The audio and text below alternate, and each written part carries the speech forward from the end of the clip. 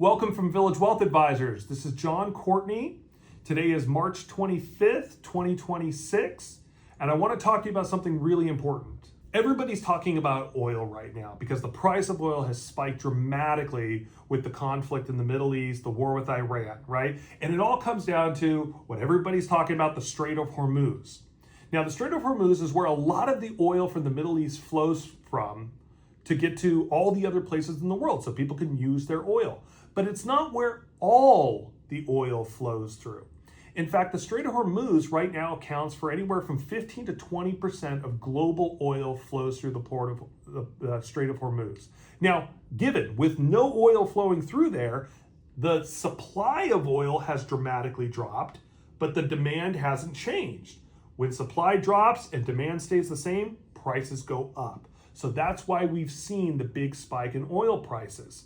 But you might go, well, hey, we're producing oil here in the US. Matter of fact, we're producing more oil in the US than we ever have in history. Why are we paying higher prices for oil? The reason is because we don't use just our own oil here in the US. Oil is a global commodity, okay? Where it's produced and where it's used is not necessarily the most important question. Okay, oil prices move the same all around the world in general. There are slight differences in the types of oil produced and the types of oil refined, but in general, whether oil is produced in the US, whether it's produced in South America, whether it's produced in the Middle East, it's all trading for the same price. So oil produced in one place could be shipped anywhere in the country. Right? That's why here in the US, we're still suffering high oil prices because the global supply has gone down while our demand hasn't changed. Now, one of the really interesting stats that I was just hearing about is it was putting in perspective the amount of oil and the shock to the system. Right now, we're losing about 15 million barrels a day because of the closure of the Strait of Hormuz.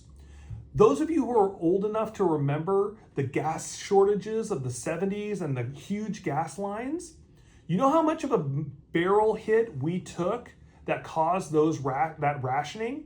It was only 5 million barrels a day. We're losing 15 million barrels a day.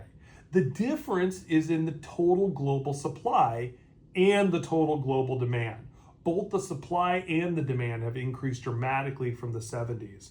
But it's kind of crazy to think that today's is actually the largest amount of barrels lost than we've ever had to deal with in history. It's just because the mix of supply and demand is so much different that we're only looking at high prices right now and not the dramatic rationing. Though, if the conflict persists, we all could be looking at dramatic rationing. Oil prices have a varied impact on the stock market. One, it hits consumer spending. Two, it hits supply costs, right?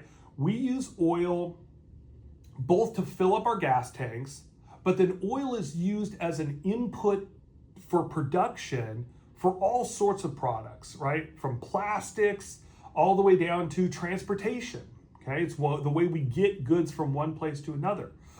So when the cost of oil goes up, all of the costs of our products have to increase proportionately because it takes more money to get them from point A to point B.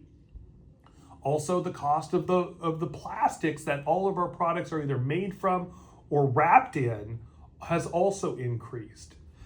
One of the other big impacts is the impact on consumer spending, because if people are spending more money on gas to put it in their gas tank, they have less money to spend on all of the other things that they want to spend money on.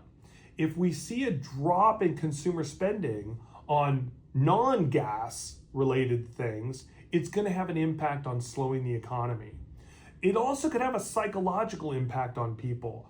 If they feel poorer because they're spending more at the gas pump, they may just choose to spend less money on all those other things. Consumer spending is a huge part of the US economy, what drives our economy and what grows our economy. And so an effect on consumer confidence and consumer spending could lead to a recession here in the US.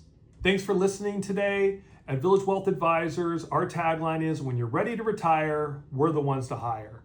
If you need help with your retirement assets, if you have questions, please give us a call, reach out. We'd love to meet with you.